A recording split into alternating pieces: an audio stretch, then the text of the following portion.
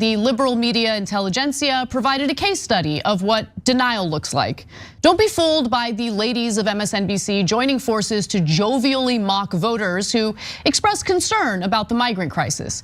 Because if one looks closely enough, you can see that Wojak mask slipping. I suspect they're actually panicking about the vulnerabilities of the Democratic Party as we barrel toward the general election. They absolutely should be panicking, by the way. Anna Kasparian goes absolutely nuclear on these woke MSNBC hosts, more particularly against Joy Reid. And we saw Anna Kasparian do this before. She's now doubling down and doing it again. She's going after these woke idiots. Anna Kasparian is very fed up with all the woke nonsense going on, and it wouldn't surprise me at all if Anna left the Young Turks very soon. Let me know in the comments if you're also predicting the same thing. I think she would do way better off if she left the Young Turks, because nobody else in the Young Turks shares these same opinions that Anna Kasparian is about to say about MSNBC, Joy Reid, and the rest of these woke hosts. Let's get into this clip here from the Young Turks of Anna destroying these MSNBC hosts.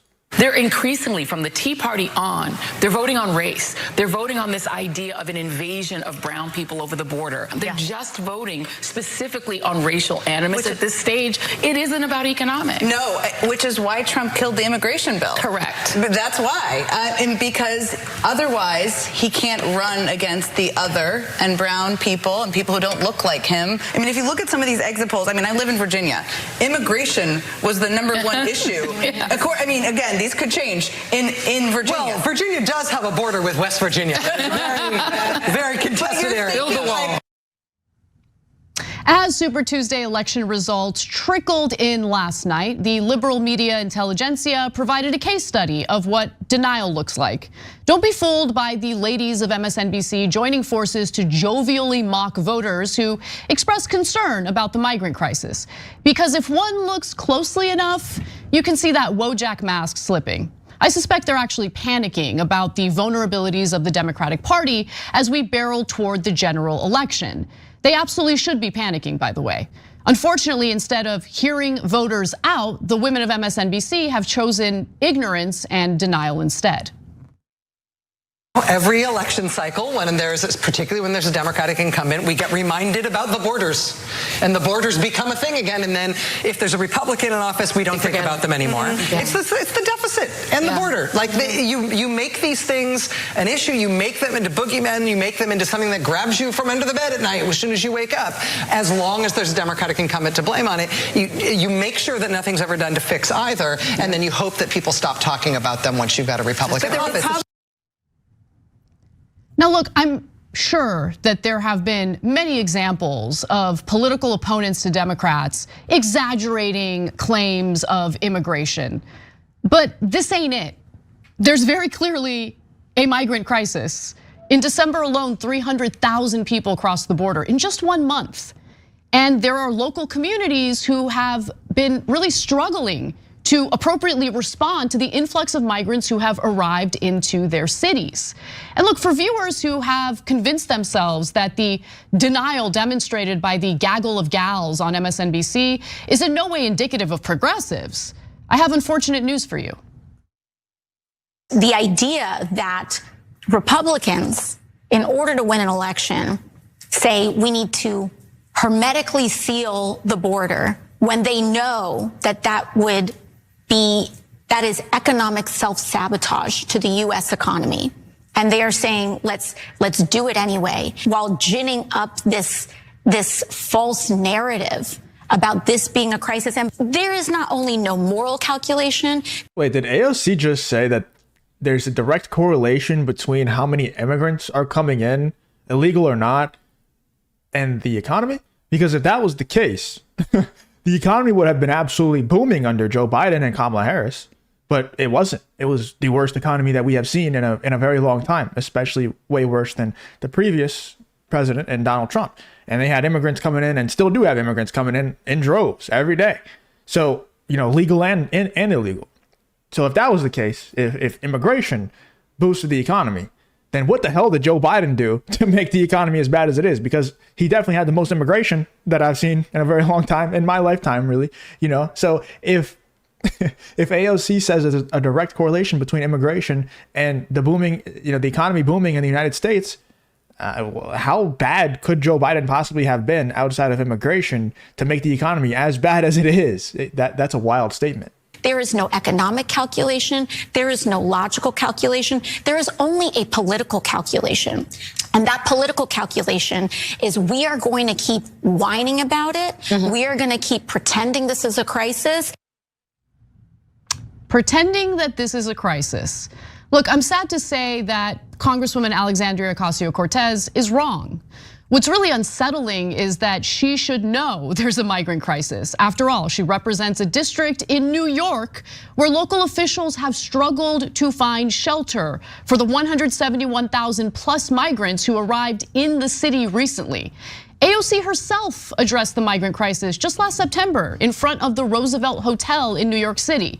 Now you tell me if you enjoy content like this, then make sure you leave a like and subscribe to the channel. It really does help me out a ton. Let's get back to the video. Doesn't look like a crisis to you.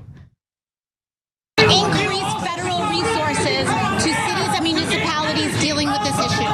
The second is to allow for work authorizations so that folks in here can get to work and start supporting themselves as soon as possible. They are prevented from getting jobs, they are prevented from employment, and that is part of the strain on our public systems. Yeah, barriers for who? For who? For us? For the United States? No, you come down. You're complicit in destroying our city. You come down, you own breaker. You never go to sleep at night. Hey, but opposing its division. Come here. It's all to you, We might have millions of people watching this show, but you can. False impression, of course, that people are worked up about our broken immigration system, right? If you think you could also dude, Anna's gonna absolutely torch them in a second, but just look at any other country who has gone, started letting in just anybody and everybody before we did. There's multiple countries right now that are going through an absolute crisis, some borderline civil war because of immigration. It's really sad to see. And I know people in these countries, and their lives are just not the same that they used to be. It's just not the same. And it's not anything to do with the race of the people or anything like that. It's just if you're willing to enter a country illegally, you're probably more likely to do more illegal shit once you get there. It's like if you're going to disregard the law of the country to enter the country, you're probably going to continue to disregard the law of the country because, number one, people who are willing to break the law once are more likely to break it again. And number two, if you break the law and there's no repercussions, you just get to chill, even though you just entered a country illegally, you're probably going to break it again because nothing happened to you. It's nothing, there's no consequences. So it's nothing to do with the race of the people. It's just the quality, the character of the people who are coming in illegally, probably going to continue to commit crimes and cause turmoil within the country. And they are, not just within the US, but it's even worse in other places, other first world countries who are letting in these immigrants. Think that you're also wrong, but that's okay because anecdotal evidence is oftentimes extremely misleading. So let's actually take a step back and take a broader look at broad public opinion in New York. For example, a Quinnipiac University poll just last September found that 62% of voters said that they agreed with New York City Mayor Eric Adams' statement from September, where he said that an influx of migrants will destroy the city. I really hate the framing of that question because it makes it seem like there's something inherently negative or nefarious about migrants, and there just isn't. Most of these people came to America to work hard and build better lives for themselves and their families.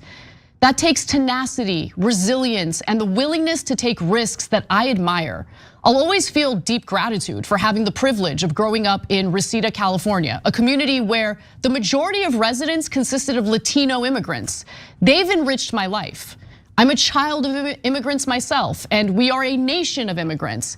It's important to remember that.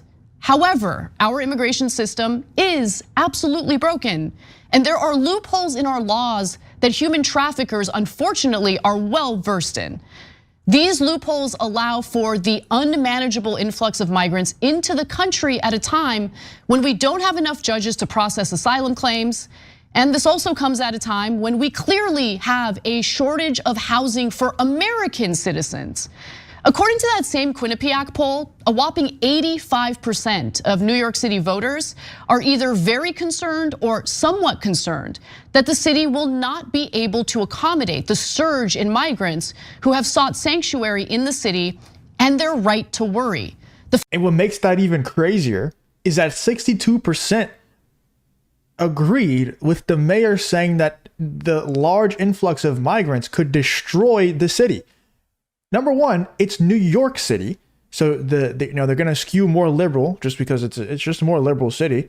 Number two, that's a very extreme statement to say that the influx of immigrants could destroy the city.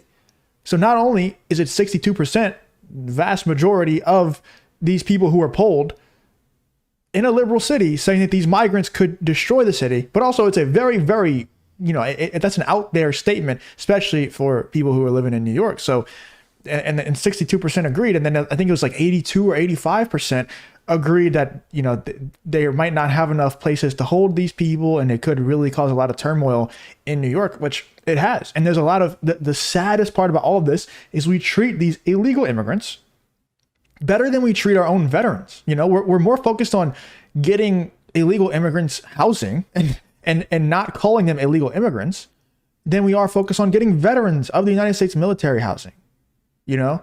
I find that absolutely crazy. Let me know in the comments what you thought about Anna Kasparian absolutely tearing to shreds these woke MSNBC hosts who are, mock voters. They're mocking the voters who are concerned about this immigration crisis. Absolutely crazy. Let me know in the comments what you think about Anna Kasparian versus Joy Reid and MSNBC and these other woke hosts situation.